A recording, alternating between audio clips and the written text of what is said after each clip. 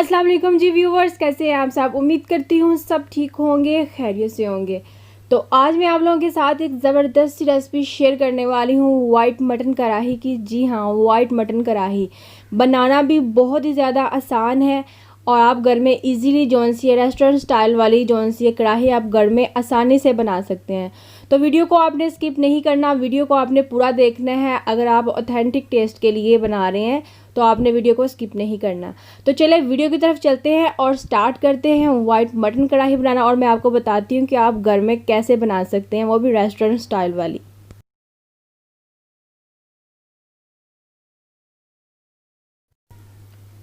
Mutton कढ़ाई बनाने के लिए सबसे पहले हमें कढ़ाई की ज़रूरत पड़ेगी। उसके बाद हमने उसमें कुकिंग ऑयल ऐड करना है। कुकिंग ऑयल जो सा है 1 कप, एंड इनके कुकिंग स्पून जो सा होता है एक वो वाला, और 1/3 यानी कि 1 चम्मच का तीसरा हिस्सा जो सा ऑयल उसमें ऐड करना है। ठीक है।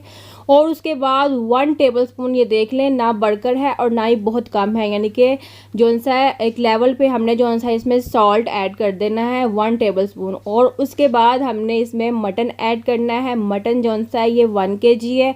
जो मैं आपको रेसिपी बता रही हूँ ये 1 किलो गोश्त की है। ठीक है।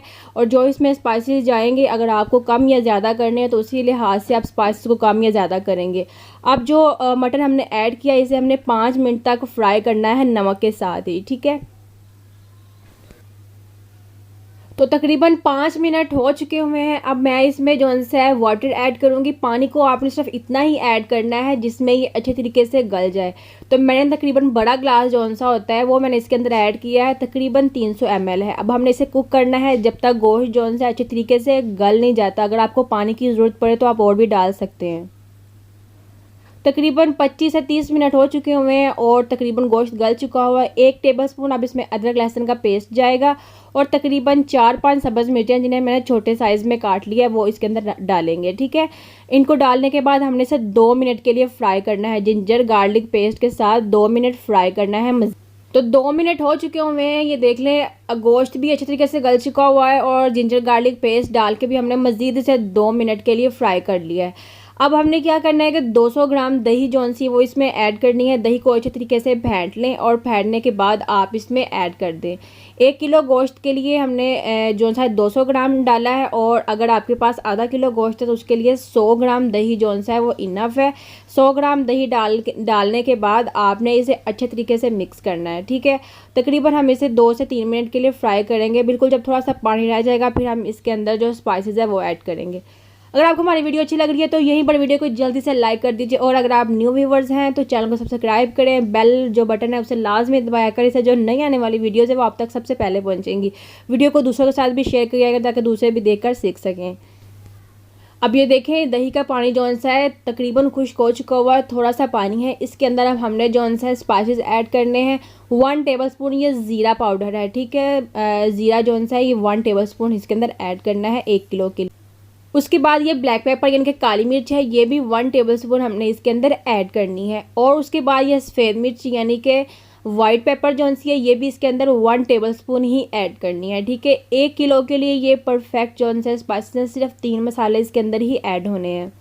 इसके अलावा मज़ीद कोई इसमें स्पाइसेस ऐड नहीं होने। ठीक है। ये 3 मसाले हैं, काली मिर्च, सफ़ेद मिर्च और ज़ीरा पाउडर खुशबू के लिए। ठीक है। अगर आपके पास धनिया पाउडर है तो वो भी ऐड कर ले, वरना ज़रूरत नहीं है। जो ज़ीरा पाउडर ऐड किया उससे इतनी प्यारी इसकी खुशबू आ जाएगी। ठीक है। जो रेस्टोरेंट स्टाइल में वो यही स्पाइसेस यूज़ होते हैं। कढ़ाइयों में प्याज वगैरह यूज़ बिल्कुल भी नहीं होते, और वाइट कढ़ाई में तो बिल्कुल भी ऐसी चीज़ इस्तेमाल नहीं होती। इसमें white paper, black pepper use होती है और सिर्फ ज़ीरा पाउडर इस्तेमाल होता है। तो अच्छे तरीके से हमने इसे मिक्स कर लेना है। मिक्स करने के बाद ये देखिए मेरे पास फ्रेश क्रीम है। ठीक है। क्रीम जो सी है ये तकरीबन 200 ml के करीब है। 1 किलो के लिए 200 ml परफेक्ट है और आधा किलो के लिए 100 ml। ठीक है। यानी कि इसका आधा डब्बा जो सा वो आपने इसके अंदर ऐड करना है। लेकिन मैं 1 kg की बना रही हूँ तो इसलिए मैं जो इसका पूरा डब्बा यानी कि 200 ml की जो क्रीम है वो मैं इसके अंदर ऐड करूँगी, फ्रेश क्रीम।